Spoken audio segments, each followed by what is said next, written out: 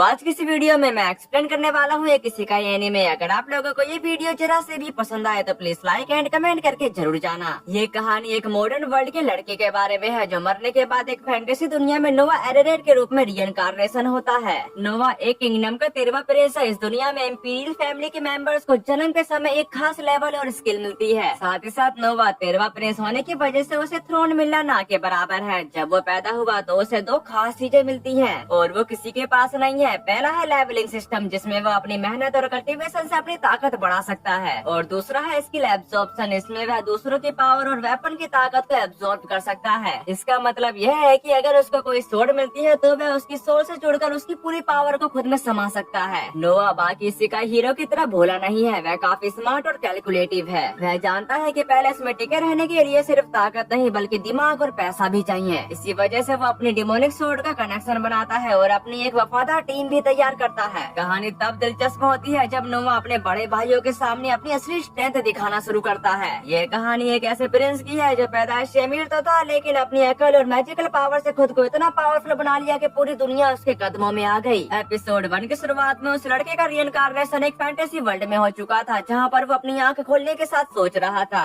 मैं कहाँ पर हूँ? क्या ये मेरी माँ है? नहीं, ऐसा नहीं हो सकता। मेरी माँ काफी ज्यादा सुंदर है पर मैं मुश्किल से खुद को हिला पा रहा हूँ। ये मुझको क्या हो गया है? वैसे क्या ये मेरे स्टैट्स है? अरे नहीं, मेरा लेवल वापस 1 पर आ गया है और इसका कोई नाम नहीं है। उसी वक्त वहाँ पर मैजेस्टी आ गए थे जिनको जो रिस्पेक्ट देती है, पर मैजेस्टी उसे बताते कि इसकी जरूरत नहीं है, जैसे थे वैसे ही रहो। अपने सामने मैजेस्टी को देखकर वो बच्चा थोड़ा हैरान हो जाता है जबकि मैजेस्टी उस बच्चे के करीब आते हुए कहते हैं, उसका चेहरा कितना अच्छा है, उसकी आईब्रो तुम्हारे जैसी है। उनकी इस बात पर योई उनका शुक्रिया अदा करते हुए कही, मुझे लगता है कि उसका माउथ बिल्कुल तुम्हारे जैसा दिखता है। उन दोनों की ऐसी बातों को सुनकर वो बच्चा कह रहा था, क्या ये बूढ़ा आदमी कोई एम्परर है या कुछ और? इस दुनिया में मेरे साथ ये सब क्यों हो रहा है? तभी उनकी साइड में खड़ा बंदा पूछता है, इसका नाम क्या होगा? इस पे एम्परर बताना शुरू करते हैं, नोवा एरेरेट। वह 13वें इम्पीरियल प्रिंस का खिताब हासिल करेगा। अब ये सुनकर उसकी मदर काफी खुश होते हुए उनका शुक्रिया अदा करती है। इसके कुछ देर बाद नोवा अपनी आँख खोलते हुए बताता है, इम्पीरियल प्रिंस ये टाइटल तो सिर्फ एम्परर के बेटे को दिया जाता है जो नोबल में सबसे नोबल्स होता है। उसी वक्त एम्परर पूछने लगे, नोवा की अफिनिटी किसमें है? जिस बात पर वो बंदा बता देता है कि वाटर में। अब ये सुनकर एम्परर बताते कि उसकी जाकिर अल्मेरिया होगी, एक ऐसी जगह जहाँ वाटर क्लैन के कई लोग रहते हैं। जिस पर वो बंदा इससे पूरी तरह से एग्री था। तभी हमें नोवा का एलिमेंट चार्ट दिखाया जाता है जिसमें फायर F रैंक पर, वाटर E रैंक पर और आखिर में विंड F रैंक पर। और एकदम से उसके वाटर एलिमेंट में S+ हो गया। ये देखकर नोवा हैरान होते हुए कहा कि ये क्या है, मैंने तो कभी ऐसी वैल्यू नहीं देखी। उसी वक्त एम्परर का कहना है, एक मामला तो सुलझ गया, क्रूज मुझे उसकी स्किल दिखाओ। जिस बात पर वो एग्री करते हुए नोवा की तरफ अपना हाथ बढ़ाने के साथ अपनी पावर को एक्टिवेट करते हुए कहता है कि स्पिरिट द्वारा मुझे दी गई पावर से मुझे इस बच्चे का ट्रू पर्पस और डिस्पोजिशन दिखाओ। उसके ऐसा कहते ही वहाँ पर काफी बड़ा चार्ट अपीयर हो गया जिनको देखकर वहाँ के लोग हक्के बक्के हो चुके थे। जबकि नोवा अपने स्टैट्स को देखते हुए कहा, ये कैसे हो सकता है? मेरी वैल्यू बदल गई है और वो सीधे SS पर पहुँच चुकी है। जबकि उसकी मम काफी ज्यादा हैरान होते हुए कहती है,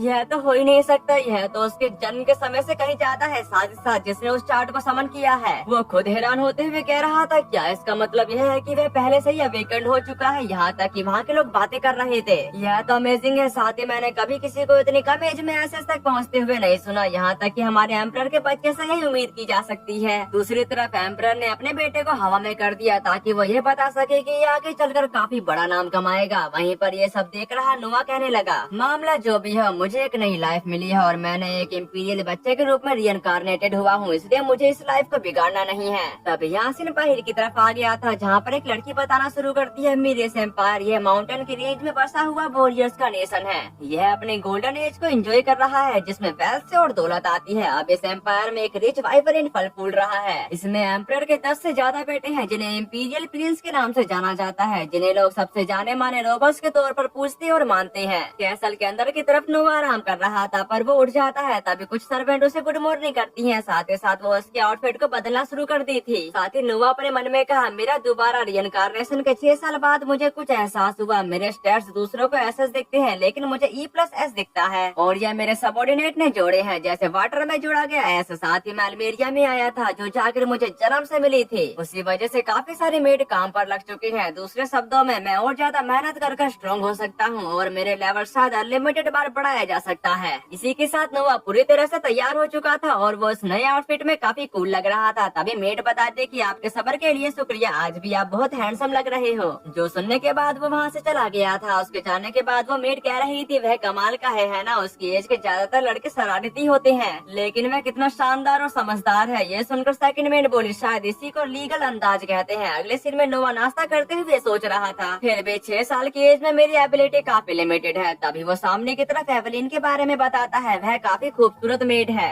जो हॉस्पिटैलिटी में स्पेशलाइज है। तभी एवलिन बताना शुरू करती है, क्राउन प्रिंस और फोर्थ प्रिंस आपसे मिलने आए हैं। वह कह रहे थे कि उनसे मिलने जाने से पहले आप आराम से खाना खा सकते हैं। उसकी ऐसी बातों को सुनकर नोवा अपना मुंह पोंछते हुए मन में कहता है, मैं निश्चित रूप से ऐसा नहीं कर सकता क्योंकि वह क्राउन प्रिंस है। फिर वो जाते हुए बताता है कि मुझे तुरंत उनके पास ले चलो। ये सुनते ही एवलिन उसके पीछे पीछे जाने लगी। साथ ही साथ वहाँ पर काफी सारे मेड को देख पाते हैं जो सिर्फ नोवा का ख्याल रखने के लिए थी। फिर हम उस कमरे की तरफ आते हैं जहाँ पर क्राउन प्रिंस और फोर्थ प्रिंस उसका इंतजार कर रहे थे। तभी नोवा नीचे झुकने के साथ अपने भाइयों को गुड मॉर्निंग करता है। तभी हम सामने की तरफ क्राउन प्रिंस एल्बर्ट एरोडेट को देखते हैं जिनकी एज 29 थी, जबकि नोवा बताता कि मैंने अभी अभी अपना मील फिनिश किया है। उसकी इस बात पर हेनरी कहता है कि चलो इस बात को यहीं पर खत्म करते हैं। वैसे मैं देख रहा हूँ कि नोवा हमेशा की तरह नरम स्वभाव का है, जिस पर एग्री करते हुए एल्बर्ट बोला तुमने ठीक कहा, वह एक दिन बेहतरीन चांसलर बनेगा। तभी नोवा कहा कि मैं इसे हासिल करने के लिए अपनी पूरी कोशिश करूंगा। उसी वक्त क्राउन प्रिंस का कहना है, आज हमारे पास तुम्हारे लिए एक गिफ्ट है। फिर वो उसको अंदर आने की परमिशन दे देता है। तभी एक बंदा एक कॉफिन को अंदर ला रहा था, पर उसको लाने की वजह से उसकी फटके 64 हो चुकी थी। अब ये देखकर नोवा भी थोड़ा हैरान हो गया था, जबकि वो बंदा उस कॉफिन को उसके सामने धरते हुए खोल देता है, जिसके खुलते ही नोवा के होश उड़ जाते हैं। दूसरी तरफ कॉफिन से काफी सारे सोल बाहर की तरफ आते हुए कह रहे थे, नहीं यह मुझे खा जाएगा, प्लीज मुझे बख्श दो, प्लीज प्रिंस एल्बर्ट हमें बचाओ। तभी हम लाशों के ढेर पर एक डिमोनिक सोर्ड को देखते हैं और वही सोर्ड उस कॉफिन में थे। दरअसल हमने जो भी देखा वो सब सोल थे जिनको इस सोर्ड ने खा लिया है। उसी वक्त नोवा खुद को संभालते हुए कहता है कि ये सब क्या था। तभी एल्बर्ट सामने की तरफ आते हुए कहा, बताओ तुम क्या सोचते हो, यह बड़ी खूबसूरत सोर्ड है ना, चलो अब इसे उठाओ। उसकी ऐसी बातों को सुनकर नोवा परेशान होते हुए अपने मन में बताता है, यह क्राउन प्रिंस की ओर से गिफ्ट है, मैं इसे मना नहीं कर सकता। फिर वो उस सोर्ड को उठा लेता है, जो देखकर एल्बर्ट कहने लगा, अरे मुझे पता होना चाहिए था, उस सोर्ड का नाम लेविथान है। यह एक वाटर मैजिकल सोर्ड है जिसे एम्पायर में सबसे स्ट्रॉन्गेस्ट माना जाता है। इसे चलाने की कोशिश में लगभग 120 लोग मारे जा चुके हैं। अब ये सुनकर नोवा काफी ज्यादा घबराते हुए अपने मन में कहा, बाल बाल बच गया, मैंने क्राउन प्रिंस का गिफ्ट लगभग गिरा ही दिया था। दूसरी तरफ हेनरी नोहा से कहता है, चिंता मत करो, जो लोग इसका इस्तेमाल करने के लायक नहीं होते वे इसे उठाते ही इसके कर्ज से मारे जाते हैं। साथ ही साथ एल्बर्ट भी बताता है, मैं समझ गया, तो जिसके पास एसएस लेवल की वाटर एफिनिटी होती है तो वे इसका इस्तेमाल कर सकते हैं। यह काफी यूजफुल डिमोन्स्ट्रेशन था, तुम्हारी सुबह में दखल देने के लिए माफ करना। जो कहने के बाद वो दोनों वहाँ से जाने लगे, जबकि नोवा काफी गुस्सा करते हुए अपने मन में कहा, क्या वह कमीना क्राउन प्रिंस मेरी टेस्टिंग कर रहा था? नहीं, अगर मैंने ये बात जोर से कह दी तो मैं मारा जाऊंगा। बाहर की तरफ हेनरी कह रहा था, क्या ये बुद्धिमानी थी? साथ ही वो सोड काफी कीमती होगी। इस पे एल्बर्ट कहता कि कोई बात नहीं, यह उसके जैसे शानदार इंसानों के हाथ में बेहतर रहेगी। इसके अलावा यह ठीक इसलिए है कि वह इतना शानदार है कि उसे अपने प्यारे पालतू जानवरों के काटने का एक्सपीरियंस होना चाहिए। इसके बाद वहाँ पर रात हो चुकी थी। कैसल के अंदर की तरफ नोआ सवाल करता है, जोई क्या कुछ गड़बड़ है, क्योंकि तुम खुश नहीं लग रही हो। इस पे जोई उससे माफी मांगते हुए कहने लगी, आपको चिंता करने की जरूरत नहीं है, पर वो उसको अपनी बात रखने को कह रहा था, जिस बात पर वो बताने लगे, फिर जब आपके पास बाद में समय हो तो मैं आपको वो बात बता दूंगी। लेकिन इस बार नोआ सीरियस था, जिसके बाद जोई उसके आगे झुकने के साथ बताती कि सच कहूँ तो मैं कुछ दिनों की छुट्टी लेना चाहती हूँ। अब यह सुनकर नोआ पूछता है, क्या कुछ हुआ है? ये बात सुनकर वो कहना शुरू करती है कि हाल ही में मेरे होम टाउन में बाढ़ आ गई थी, जिस जगह में मैंने अपना बचपन गुजारा है, और वहाँ पर मेरी माँ जो अकेली रहती है वह अब बेरोजगार है, और मेरे रिश्तेदारों ने मुझे रेड लाइन डिस्ट्रिक्ट में काम करने को कहा है। वह कहते हैं कि मैं भी खुद को किसी प्रिंस की सेवा करने वाला बताकर बेच सकता हूँ। उसकी ऐसी बातों को सुनकर नोआ इरिटेट होकर बताता कि मैंने काफी सुन लिया, ठीक है, मैं तुम्हारी माँ को इस मैंशन में काम पर रखूंगा, देखते हैं, मैं उन्हें पीछे का गेट बंद करने का काम दूंगा, साथ ही साथ मैं उन्हें हर महीने 10 रान दूंगा। जो कहने के बाद वो वहाँ से जाने लगा, पर जोई उसके पीछे पीछे जाते हुए हैरान होने के साथ कहती कि क्या,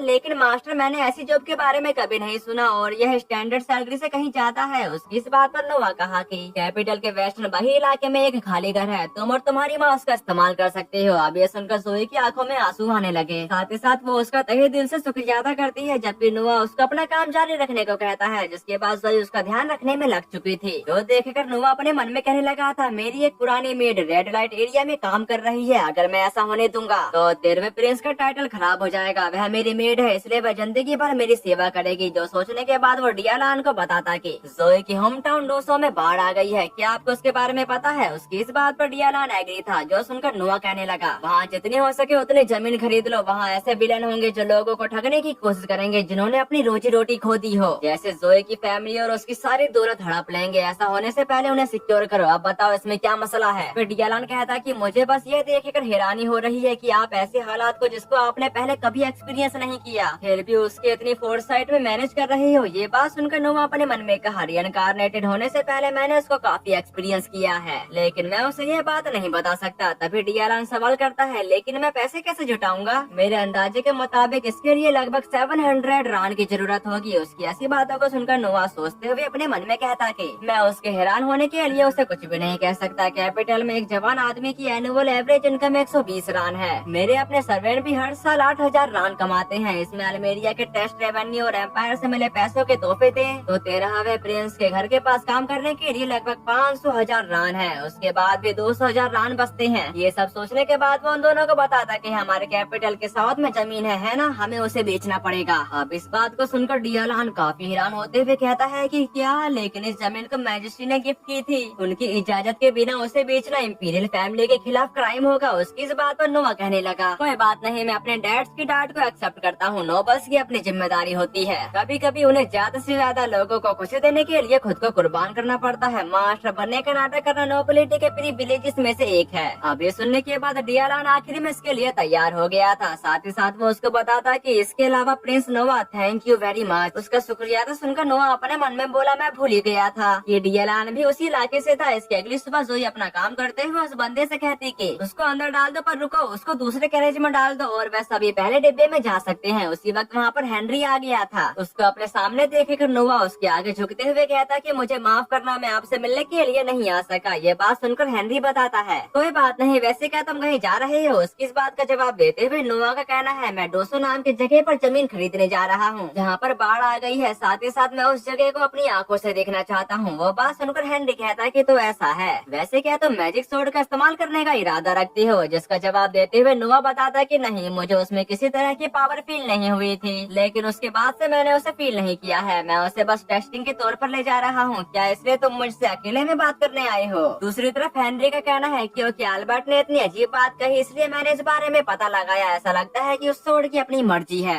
जाहिर है वह सिर्फ उसी की बात मानती है जिसे वह अपना मास्टर सेलेक्ट करती है। जिस पर नोआ धीरे से बोला, मुझे उसका मास्टर बनना ही होगा, वरना मैं भी उन्हीं की तरह उसका खाना बन जाऊंगा। जबकि हेनरी उसको ये बताते हुए वहाँ से जाने लगा, अगर तुमको जरूरत हो तो इसे अपने साथ ले जा सकते हो, लेकिन इसका इस्तेमाल मत करना वरना तुम मारे जाओगे। तभी यासिन शिफ्ट होकर डोसो विलेज की तरफ आ गया था, जहाँ पर नोआ डियालान से कहता कि गवर्नमेंट ऑफिस जाओ, क्योंकि देखने से ऐसा लगता है कि ज्यादातर बर्बाद घर की जमीन के कागजात भी खो गए हैं। हमें गवर्नमेंट ऑफिस की लिस्ट के आधार पर खरीदना होगा। अब ये सुनने के बाद डियालान इस काम के लिए तैयार हो जाता है, जबकि जोई हैरान होते हुए कह रही थी, मुझे हैरानगी है कि आपने सिर्फ एक नजर में यह पता लगा लिया। जबकि नोआ कहा कि अगर कुछ भी होता है तो मैं जिम्मेदारी लूंगा, आप जल्दी करो। ये बात सुनकर डियालान वहाँ से चला गया था। दूसरी तरफ नोआ जोई को बताता कि मेरे साथ आओ, मुझे यहाँ के हालात के बारे में जानना है। जिसके बाद वो दोनों चोगा पहनते हुए विलेज की तरफ जाने लगे। जाते समय नोआ कह रहा होता है, तो क्या जड़ वाली सब्जियाँ पहले ही सड़ना शुरू हो गई है? लगता है इस साल कोई फसल नहीं होगी। तो उसकी ऐसी बातों को सुनकर जोई कहने लगी, मुझे अब भी लगता है कि ये खतरनाक है मास्टर, आपको इतनी दूर तक आने की जरूरत नहीं थी। इस पर नोआ कहा, अगर तुम मुझे रोकने पर जोर दोगे तो मैं रात में अकेले चुपके से निकल जाऊंगा। वे सुनकर जोई हैरान हो चुकी थी। उसी वक्त वहाँ पर कोई खाने का बर्तन बजाने लगा, जिसकी वजह से जितने भी विलेज के लोग थे वो सब वहाँ पर लाइन लगाना शुरू कर चुके थे और ये काम एम्पायर द्वारा किया जा रहा है। अगले सीन में नोआ उस दरिया को देखकर बोलता है कि ये काफी फीका है, साथ ही से उबले हुए पानी से थोड़ा ही ज्यादा है। पर जब वो उसे खाता है तो उसे खांसी आने लगी। उस खाने को अच्छे से चखने के बाद नोआ का कहना है, इसका स्वाद बहुत खराब है, क्या ये पहले से ही खराब हो गया है? ये नहीं हो सकता। उसके इस बात का जवाब देते हुए एक एल्डर बताते हैं कि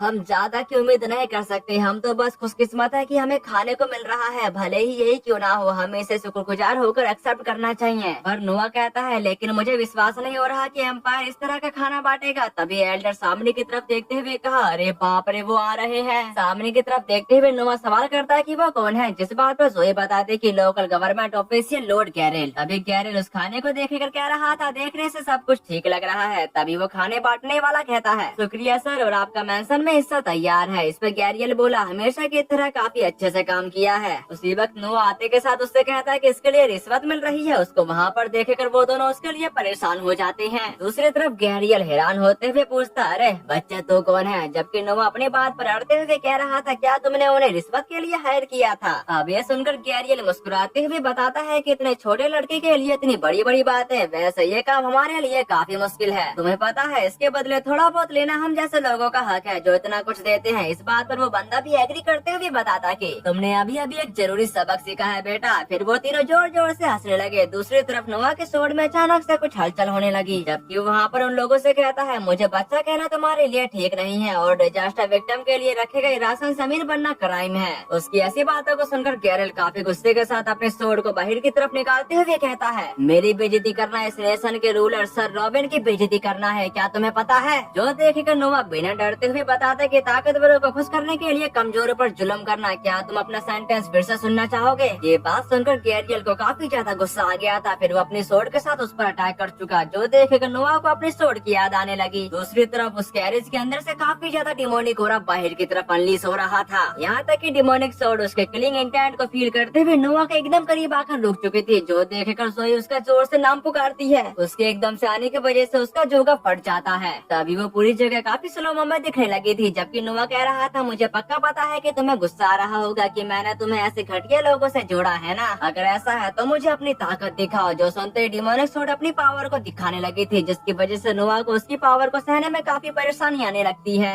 और वो डिमोनिक सोड अपना और ज्यादा भयानक करती ही जा रही थी, जिसकी वजह से नोआ की बॉडी धीरे धीरे ब्लैक कलर की होने लगती है। पर वो खुद को संभालते हुए कहा, तो तुम स्ट्रॉन्ग हो और मैं कमजोर हूँ, है ना? ये बहुत छोटी बात है। स्ट्रॉन्ग लोग कमजोरों के सामने अपनी ताकत इसलिए दिखाते हैं क्योंकि उन्हें किसी और भी ज्यादा ताकतवर इंसान का डर होता है। पर वो सोड उस पर गुर्रा रही थी, लेकिन नोआ उसकी परवाह न करते हुए बोला, अगर तुम स्ट्रॉन्ग पैदा हुए थे और अगर तुम स्ट्रॉन्ग पैदा होने में कामयाब हुए। फिर वो उसकी आंखों को पकड़ते हुए बताता कि तो उस पावर का इस्तेमाल लोगों की भलाई के लिए करो। एक नेक इंसान होने के नाते यह मेरा अधिकार है, मेरी बात मानो लेविथान। उसके ऐसा कहते ही वो डिमोनिक सोड उसको अपना मास्टर एक्सेप्ट कर लेती है। साथ ही साथ इसकी वजह से नोआ की पावर काफी ज्यादा इनहेंस हो जाएगी। उसके ऐसा कहते ही टाइम फिर से शुरू हो चुका, जहाँ पर उसने नोआ पर अटैक कर दिया था, पर नोआ एक ही स्लैश में उसका सिर उड़ा देता है। जो देखेकर उसके साथ ही काफी हैरान हो गए थे, यहाँ तक कि अब वो सोल्जर उसको जान से मारने के लिए आगे बढ़ने ही वाले थे। और उससे पहले ही वो अपने सोड का इस्तेमाल करते हुए वहाँ पर काफी बड़ा हमला कर देता है। उसके अटैक की वजह से वहाँ पर काफी बड़ा गड्ढा हो गया था।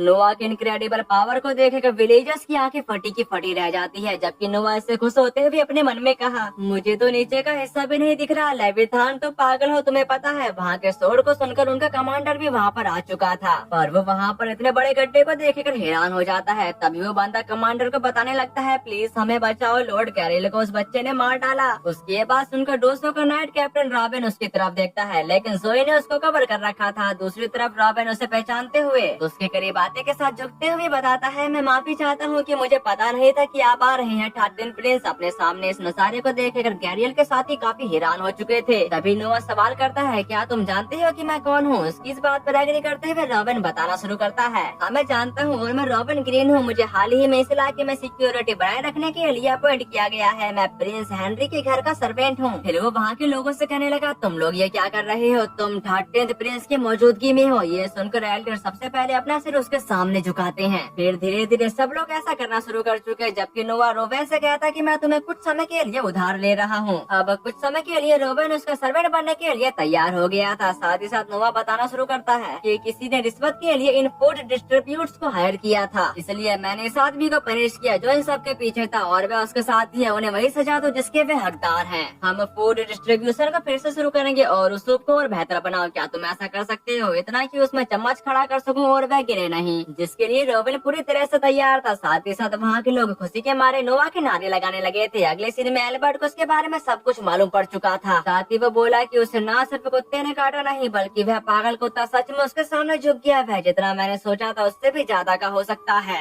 नेक्स्ट सीन में नोआ एम्परर के सामने झुकते हुए कह रहा था, मैं नोआ एरेरेट हूँ और मैं मैजेस्टी के बुलावे पर यहाँ पर आया हूँ। उसकी इस बात पर मैजेस्टी बताते कि मैंने रिपोर्ट सुनी, तुमने वह जमीन बेच दी जो मैंने तुम्हें दी थी और एक पूरा का पूरा विलेज खरीद लिया। और मैं तुम्हारा शुक्रिया अदा करता हूँ। तुम्हारी कोशिशों ने बाढ़ का फायदा उठाने की कोशिश करने वाले किसी भी पर्सन को उभरने से रोक दिया है। अगर इस नेचुरल डिजास्टर के बाद कोई इंसानी डिजास्टर आती तो हमें गड़बड़ी को ठीक करने के लिए इंपीरियल रिसोर्सेज लगाने पड़ते, लेकिन तुम्हें इसके बारे में कैसे पता चला? जिस पर नोआ कहता कि यह मैच एक इत्तेफाक था, मेरी मेड उसी विलेज की रहने वाली है, जबकि मैजेस्टी कह रहे थे। मैं समझ गया, फिर भी किस्मत ने अपना रोल निभाया और तुमने विलेज में वाटर की मैजिकल स्वॉर्ड में महारत हासिल कर ली थी, है ना? अब इसके बारे में नोआ सवाल करता है कि आपको इसके बारे में कैसे पता चला। तभी मैजेस्टिक क्रूज से कहते हैं कुछ समय हो गया है, मैं नोआ की काबिलियत फिर से देखना चाहता हूँ। जिसके बाद वो बंदा फिर से उसके स्टेट्स चार्ट को अपेयर करने में लग जाता है, जबकि नोआ अपने मन में कहने लगा मुझे लगता है कि सिर्फ इंसान सबऑर्डिनेट ही मेरे स्टेट्स में इजाफा नहीं कर सकते। यह वैसा नहीं है जैसा कि मैं आमतौर पर देखता हूँ, क्योंकि अब वाटर में SSS है जिसमें कोई प्लस का साइन नहीं है। उसी वक्त मैजेस्टिक कहने लगे नोआ मैं तुमसे रिक्वेस्ट करता हूँ कि तुम अपने टैलेंट से मेरी मदद करते रहो। अब ये सुनकर नोआ काफी ज्यादा खुश हो जाता है, क्योंकि वो यही चाहता था। यहाँ तक कि थ्रोन के लिए उसने अपना पहला कदम बढ़ा लिया है। अगर आप लोगों को इसका नेक्स्ट एपिसोड भी चाहिए तो भर भर के कमेंट करने होंगे, यहाँ तक कि लाइक करना मत भूल जाना। 40 कमेंट कंप्लीट करा दो, जब इसका नेक्स्ट एपिसोड रिलीज होगा मैं तुरंत अपलोड कर दूंगा। तो फिर मिलते हैं, सायोनारा।